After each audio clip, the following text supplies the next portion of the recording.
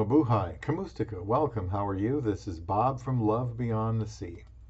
I have many videos on YouTube and many playlists, and to make it easier for you to find certain topics, I want to highlight the playlist Long Distance Relationships. If this is a topic you are interested in, the link to the playlist will be in the description box and comments section. Please subscribe to Love Beyond the Sea and get notifications for upcoming videos. Here are some of the topics. Can you handle a long distance relationship? Why I've never been uncomfortable with my Filipino wife. Questions to ask when you're meeting for the first time to gauge compatibility and when you're getting really serious about each other. How to show a Filipina you are serious about her. Are Westerners approaching relationships wrong with a Filipina? Can chemistry with a Filipina be developed?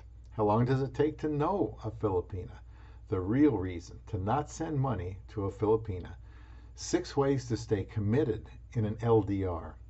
Be careful of extreme emotions in a long distance relationship. This is the kind of Filipina you can bring to America.